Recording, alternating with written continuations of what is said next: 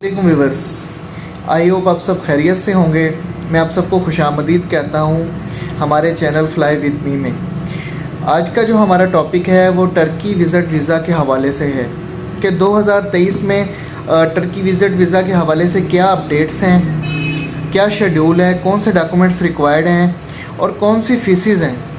और इसके अलावा कुछ ऐसी मालूमात हैं जिनकी वजह से आपका वीज़ा रिजेक्ट होने के चांसेस कम से कम होंगे। कई ऐसे लोग हैं वो वीज़ा अप्लाई कर देते हैं लेकिन उसमें कुछ डॉक्यूमेंट्स की कमी रह जाती है जिसकी वजह से उनका वीज़ा रिजेक्ट हो जाता है और फीसें ज़ाया हो जाती हैं और उन लोगों को इस चीज़ का पता भी नहीं होता कि हमने किस चीज़ में कोताही की है। टर्की विज़िट वीज़ा के हवाले से अब आप अपनी एप्लीकेशन खुद ही सबमिट कर सकते हैं। टर्की गवर्नमेंट ने इसका प्रोसीजर के लिए एक ग्रुप का इंतखाब किया है जिसका नाम है Anatolia travel service. एनातोलिया travel service की रसाई टर्किश एम्बेसी तक है। वही टर्किश एप्लीकेशन जो है उसको प्रोसीड कर सकते हैं। एनातोलिया ट्रैवल सर्विस के थ्रू ही आपको अपना वीज़ा सबमिट करवाना पड़ेगा, तो उसको आप फाइल को खुद भी रेडी कर सकते हैं। और मैं आपको बता देता हूँ इसके बारे में कुछ इन्फॉर्मेशन। सबसे पहले तो हम बात करते हैं एनातोलिया ट्रैवल सर्विसेज के ऑफ़िस पाकिस्तान में किस जगह मौजूद हैं। इनका एक ऑफ़िस इस्लामाबाद में मौजूद है, ब्लू एरिया इस्लामाबाद। इसके अलावा इनका एक ऑफ़िस लाहौर में मौजूद है, जेल रोड लाहौर पे। और इसके अलावा कराची में इनका ऑफ़िस है, क्लिफ्टन में। और इसके अलावा पेशावर में ऑफ़िस है, पेशावर कैंट में। सियालकोट में ऑफ़िस है, पेरिस रोड पर। और एक ऑफ़िस गुजरावाला में है, वो स्विक सेंटर जीटी रोड। और फैसलाबाद में ऑफ़िस है, फैसलाबाद में मेन सटियाना रोड पे है ऑफ़िस। इसके अलावा जो हैदराबाद में ऑफ़िस है वो ओटन भान रोड पे है। तो ये कुछ ऑफिस हैं जो इनके पाकिस्तान में मौजूद हैं। ये है एनातोलिया ट्रैवल सर्विस। तो आपको यहीं पे विज़िट करना पड़ेगा अपनी वीज़ा एप्लीकेशन के लिए। अब मैं आपको गाइड कर देता हूँ वीज़ा फ़ीसेस के हवाले से, आया कि 2023 में कौन सी वीज़ा फ़ीसेस ऐड हुई हैं और आपको कितनी फ़ीस पे करनी पड़ेगी, क्योंकि फ़ीसेस इंक्रीज़ हुई हैं, डेली डॉलर का रेट इंक्रीज़ हो रहा है। इनमें अब आपको मैं गाइड करता हूँ फ़ीसेस के हवाले से। तो सबसे पहले तो आपको जो फ़ीसेस पे करनी पड़ेंगी वो वीज़ा फ़ीस डिफरेंट है। अब आपको मैं इसके बारे में बताता हूँ। आपने इसको सर्च करना है एनातोलिया वीज़ा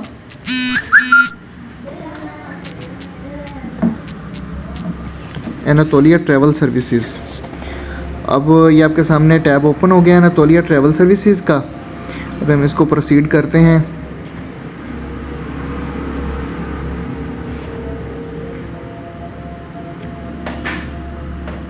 जी व्यूअर्स, ये ओपन हो रही है हमारे सामने एनातोलिया ट्रैवल सर्विसेज।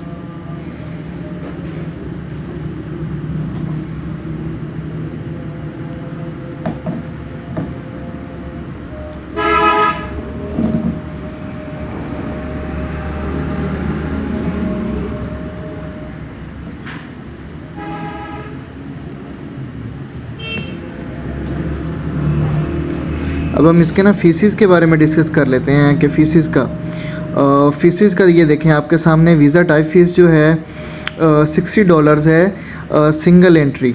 और इसके अलावा फ़ॉरेन एम्बेसी में अगर कराते हैं तो $80 है।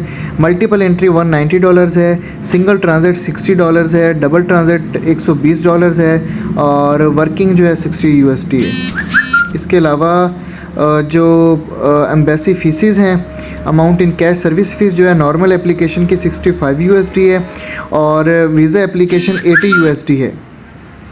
इसके अलावा जो है अब हम नॉर्मल फ़ीसेस पे आ जाते हैं, जिनमें premium launch fees 2000 PKR, scanning fees 450 PKR, photocopy 50 PKR, photograph 2500 PKR, printing 450 PKR 450, courier return charges 450 PKR, flight reservation 1800 PKR, hotel reservation 1800 PKR, यानी कि 1800 रुपये इनकी फ़ीस है।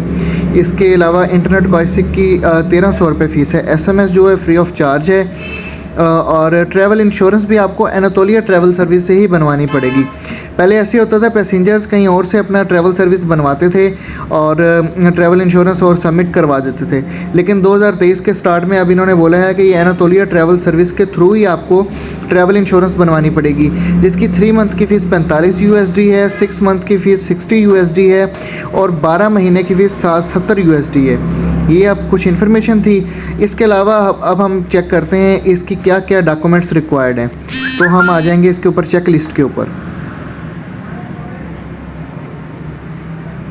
ये हमारे पास चेक लिस्ट डाउनलोड हो गई है। तो अब हम चेक लिस्ट को ओपन कर लेते हैं और उसके बारे में डिस्कस करते हैं कि उसमें आपको किन चीज़ों की ज़रूरत पड़ेगी।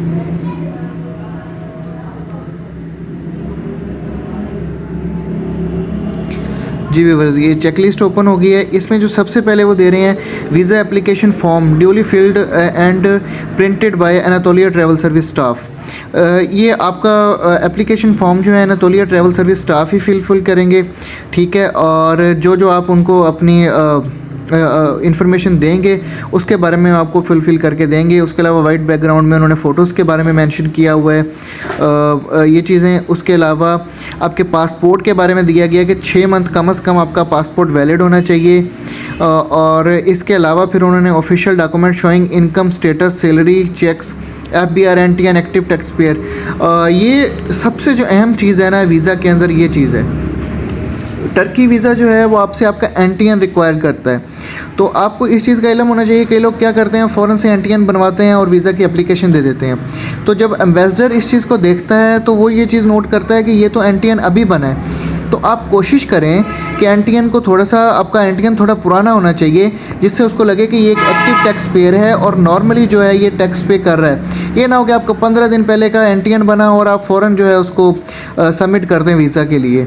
इसके अलावा फैमिली रजिस्ट्रेशन सर्टिफिकेट है, मैरिज रजिस्ट्रेशन सर्टिफिकेट है, ये चीज़ें तो मस्ट हैं। FRC और MRC, फैमिली जो FRC है फैमिली रजिस्ट्रेशन सर्टिफिकेट, वो आपको नादरा से मिल जाएगा, वो उसमें आपकी फैमिली का डाटा आता है। उसके अलावा जो मैरिज रजिस्ट्रेशन सर्टिफिकेट है वो भी आपको नादरा से मिलेगा, उसमें आपका शादीशुदा होने का आपका जो है वो डाटा होगा।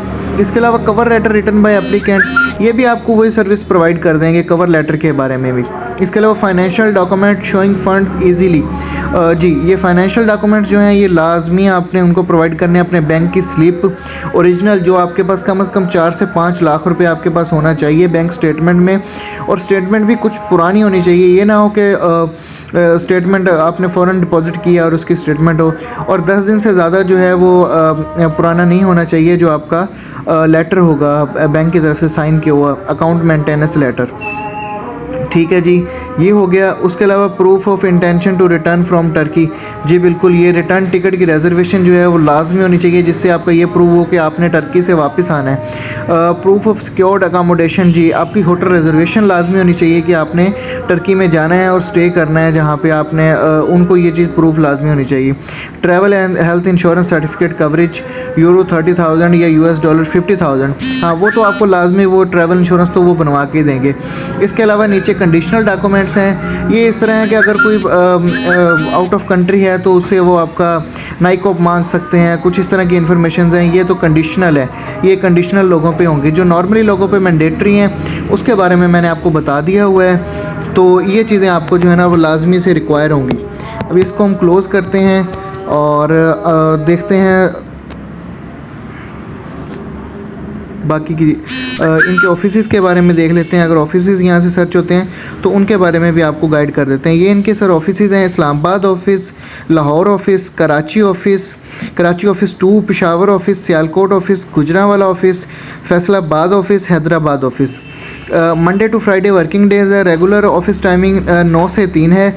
सबमिशन भी 9 से 3 तक हो सकती है और पासपोर्ट कलेक्शन 9 से शाम 5 बजे तक होती है।